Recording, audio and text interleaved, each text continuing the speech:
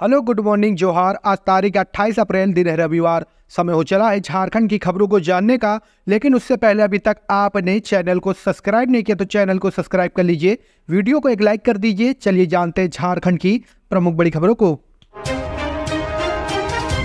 झारखंड में प्रचंड heat wave, 11 जिलों के लिए ऑरेंज अलर्ट। अभी और बढ़ेगा तापमान। झारखंड में हीट वेव और प्रचंड हो गया है। यही वजह है कि मौसम विभाग की ओर से अब 11 जिलों में हीट वेव का ऑरेंज अलर्ट जारी किया गया है। अगले 3 दिन तक लोगों को भीषण गर्मी झेलनी होगी।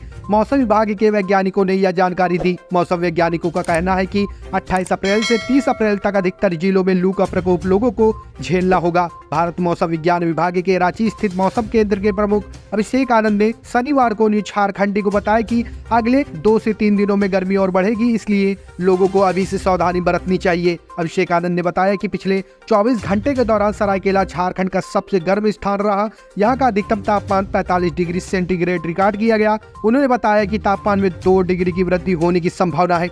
कहा कि 28 अप्रैल को आसमान में आंशिक बादल छाए रहने का अनुमान है, लेकिन लोगों को गर्मी से कोई राहत नहीं मिलेगी क्योंकि मौसम शुष्क ही रहेगा। उन्होंने बताया कि 28 अप्रैल को कम से कम 10 जिलों में हीट वेव और 4 जिलों में उष्ण लहर की स्थिति रहेगी। मौसम वैज्ञानिक ने बताया कि पश्चिम सिंहभूमि, पूर्वी सिंहभूमि, सरायकेला खरसावां, धनबाद, देवघर, जामताड़ा, दुमका, पाकुड़, गोड्डा और साहिबगंज में कहीं कहीं भीषण उष्ण लहर की स्थिति देखी जा सकती है। चाचा के अंतिम दर्शन नहीं कर पाए हेमंत सोरेन, स्पेशल कोर्ट ने नहीं दी बेल। लैंड स्कैम के जरिए मनी लॉन्ड्रिंग के आरोपी पूर्व मुख्यमंत्री हेमंत सोरेन को रांची पीएमएलए की विशेष कोर्ट ने अंतरिम बेल देने से इनकार कर दिया है। कोर्ट के आदेश के बाद अब हेमंत सोरेन अपने चाचा की अंत्येष्टि में शामिल नहीं हो पाए। दरअसल शनिवार को उन्होंने कोर्ट में याचिका दाखिल कर यह आग्रह किया था कि उन्हें अपने चाचा के अंतिम संस्कार में शामिल होने की अनुमति दी जाए।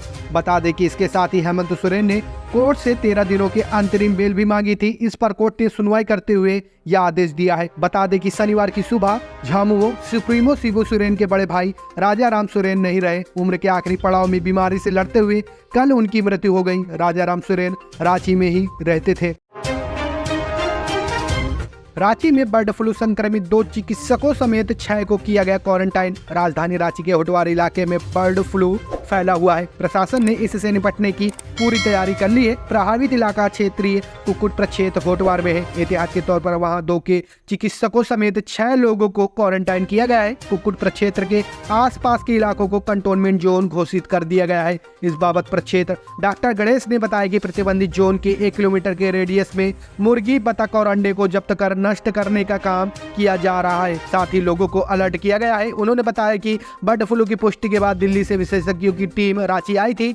टीम ने बर्ड फ्लू के नमूने एकत्रित किए थे। जानकारी के मुताबिक संक्रमण शहर के दूसरे इलाकों में न फैले, इसके लिए जरूरी इंतजाम किए जा रहे हैं। दिल्ली से आई केंद्रीय जांच टीम के प्रमुख डॉक्टर रजनीश गुप्ता ने शनिवार को पत्रकारों को बताया कि होटवार के 1 किलोमीटर के इलाके में अंडे, मुर्गी और बतख की बिक्री पर रोक लगा दिया गया है। यह रोक तब तक जारी रहेगा जब तक कि स्पष्ट नहीं हो जाता कि बर्ड फ्लू के वायरस खत्म हो गए हैं। डॉक्टर रजनीश गुप्ता ने लोगों से आग्रह किया कि बर्ड फ्लू की वजह से ज्यादा परेशान होने की जरूरत नहीं है, बस सावधानी बरतने की जरूरत है।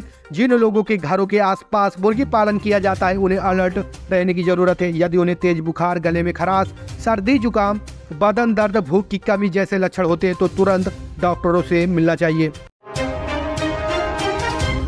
झारखंड में गर्मी को लेकर शिक्षा विभाग अलर्ट। स्कूल में बच्चों को डिहाइड्रेशन से बचाने के लिए बजेगी वाटर बिल।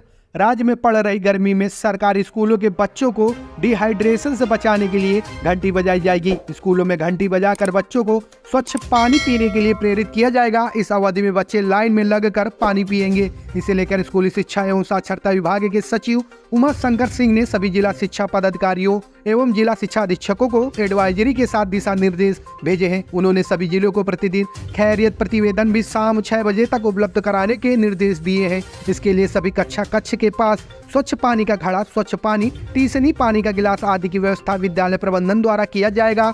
सचिव ने यह सुनिश्चित करने को कहा है कि सभी बच्चे आवश्यक रूप से स्कूल अवधि में कम से कम 1 गिलास स्वच्छ पानी 2 बार अवश्य पिए। सचिव ने वर्ग कक्षाओं में उपलब्ध पंखों को चालू हालात में रखने, मिट्टी के घड़े या अन्य कोई अनुकूल पात्र की व्यवस्था विद्यालय विकास अनुदान से सुनिश्चित करने को कहा है। साथ ही नजदीकी स्वास्थ्य केंद्र से संपर्क कर ORS घोल की उपलब्धता भी सुनिश्चित करने को कहा है।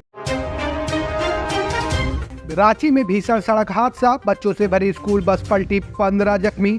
झारखंड की राजधानी रांची में भीषण सड़क हादसा हो गया। यह मांडर थाना क्षेत्र के चिन्ह गांव में बच्चों से भरी एक स्कूल बस असंतुलित होकर सड़क किनारे खेत में पलट गई। इस हादसे में 1 दर्जन से ज्यादा बच्चे जख्मी हो गए। हादसे की सूचना मिलते ही पुलिस मौके पर पहुंची। पुलिस और स्थानीय लोगों ने दुर्घटनाग्रस्त बस से बच्चों को निकालकर इलाज के लिए एक निजी अस्पताल में भर्ती कराया, जहां से गंभीर रूप से जख्मी एक बच्चे को बेहतर इलाज के लिए रांची के रिम्स अस्पताल रेफर कर दिया गया। जानकारी के मुताबिक संत मारिया स्कूल की बस बच्चों को लेकर स्कूल के लिए जा रही थी। इसी बीच सुबह करीब 7 बजे के करीब मांडर थाना क्षेत्र के चुन गांव के पास बस असंतुलित होकर सड़क किनारे खेत में जा पलटी। घटना के वक्त स्कूल बस में 30 बच्चे सवार थे, जिसमें से 15 बच्चे घायल हुए हैं। बच्चों को बस का शीशा तोड़कर बाहर निकाला गया।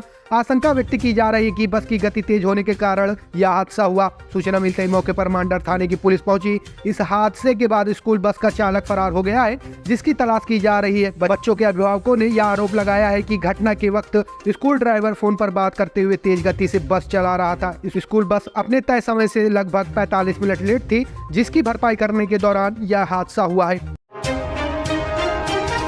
आज 11:50 में मुख्यमंत्री हेलीकॉप्टर से आएंगे जमशेदपुर।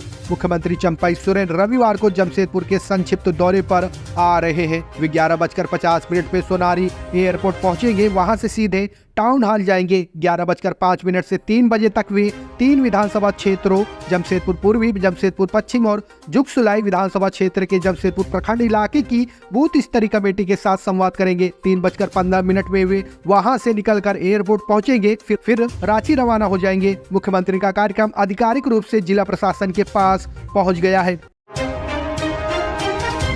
बाबूलाल मरांडी 28 को लोहरदगा और पलामू में करेंगे जनसभा।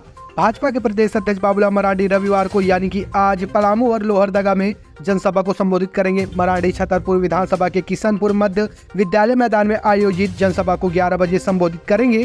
भाजपा के प्रदेश अध्यक्ष लोहरदगा के भंडरा में ठाकुरबाड़ी के सामने आयोजित जनसभा को 3 बजे संबोधित करेंगे। आम आदमी की जेब पर आलू की मार, कीमत में हुई बढ़ोतरी। प्याज के भाव में भी लगातार आ रहा उछाल। राजधानी में आलू की कीमत में प्रति किलो 5 रुपए की बढ़ोतरी हुई है। इसी प्रकार प्याज की कीमत में लगातार इजाफा देखा जा रहा है। खुदरा बाजार में आलू 30 रुपए किलो बिक रहा है, जिससे आम आदमी की किचन से आलू का जायका गायब हो गया है। इसका असर बजट पर भी पड़ रहा है। आलू की कीमत को लेकर मंडी में चर्चाएं भी जोरों पर है। पंडरा बाजार आलू प्याज समिति के सचिव रोहित कुमार ने बताया कि शनिवार को थोक बाजार में सफेद आलू 20 से 21 रुपए और लाल आलू 23 से 24 रुपए किलो बिक रहा है। आने वाले दिनों में आलू थोक बाजार में सफेद आलू 25 रुपए के पार भी पहुंच सकता है। उन्होंने बताया कि आलू का उत्पादन कम होने की वजह से आलू की कीमत में इजाफा हुआ है। स्टोर से महंगी कीमत पर ही आलू रांची की मंडियों तक पहुंच रही है। साथ ही रांची के थोक बाजार पंडरा में चुनाव आयोग द्वारा कमरे ले लिए जाने पर भंडारण की जगह कम हुई है, जिससे स्टोर में मांग के अनुसार आलू की सप्लाई नहीं हो पा रही है। इधर खुदरा बाजार में आलू का आम आदमी के किचन से बाहर चला गया है। खुदरा बाजार में आलू की कीमत 30 रुपए के पार चला गया है। आने वाले दिनों में आलू की कीमत में और भी इजाफा होगा। ऑनलाइन हाजिरी बनाने पर ही शिक्षकों कर्मचारियों को मिलेगा वेतन और मानदेय। झारखंड के सरकारी विद्यालय के शिक्षकों व पारा शिक्षकों को अनिवार्य रूप से ऑनलाइन हाजिरी बनानी होगी। शिक्षकों को 1 मई से अनिवार्य रूप से ई विद्यावाहिनी पोर्टल पर हाजिरी बनानी होगी। इसी के आधार पर शिक्षकों को वेतन और मानदेय का भुगतान किया जाएगा। जिन विद्यालयों में शिक्षक और कर्मचारी बायोमेट्रिक हाजिरी नहीं बनाएंगे, उन्हें वेतन और मानदेय का भुगतान नहीं किया जाएगा। इसके लिए स्कूली शिक्षा एवं साक्षरता विभाग ने निर्देश जारी कर दिया है। शिक्षा विभाग ने जिलों को निर्देश दिया है कि विद्यालयों के निरीक्षण के दौरान यह बात सामने आई है कि कई कर्मी, गैर शैक्षणिक कर्मी, अंशकालीन घंटे आधारित शिक्षकों द्वारा ई विद्यावाहिनी पोर्टल पर उपस्थिति दर्ज नहीं कराई जा रही है। किसी भी कर्मचारी का बिना बायोमेट्रिक उपस्थिति मानदेय या वेतन का भुगतान किया जा रहा है, यह अनुचित है। ऐसे में सभी श्रेणी के सरकारी स्कूलों में कार्यरत शिक्षक, अनुदेशक, गैर शैक्षणिक कर्मी, अंशकालीन घंटी आधारित शिक्षकों का बायोमेट्रिक रजिस्ट्रेशन पत्र जारी होने के बाद 1 मई से ई विद्यावाहिनी में हाजिरी अनिवार्य रूप से दर्ज कराना सुनिश्चित किया जाएगा। पलामू में नक्सली सहित 2 गिरफ्तार, हथियार बरामद। प्रतिबंधित नक्सली संगठन भाकपा माओवादी के 10 लाख के इनामी नक्सली नितेश यादव के दस्ते के सदस्य राजेंद्र भुइया को 4 भरटुआ बंदूक के साथ गिरफ्तार किया गया। राजेंद्र के साथ विष्णु विश्वकर्मा को भी गिरफ्तार किया गया है। विष्णु हथियारों की मरम्मत करता था। उसके घर से हथियार बनाने के कई सामान बरामद किए गए हैं। राजेंद्र हुसैनाबाद थाना क्षेत्र के नासो जमालपुर, जबकि विष्णु इसी थाना क्षेत्र के जाति माटी सलैया टिकर का रहने वाला है। एसपी रीस्मा रिमसम ने शनिवार को बताया कि राजेंद्र भुइया 2 वर्षों से माओवादी नीतीश यादव के दस्ते में शामिल रहा था। वर्तमान में कहीं दूसरी जगह पहचान छिपा कर रह रहा था। वह घर आया हुआ था। इसी बीच गुप्त सूचना पर हुसैनाबाद के डीएसपी मुकेश कुमार महतो और सीआरपीएफ 112वीं बटालियन के साथ कार्रवाई की गई। छापेमारी के दौरान 4 भरटुआ बंदूक, 2 बैरल, लोहे की पाइप, बारूद एवं भरटुआ बंदूक में भरने वाला मसाला, छर्रा, बैरिंग, बंदूक में इस्तेमाल होने वाला घोड़ा एवं अन्य पुर्जे बरामद हुए हैं।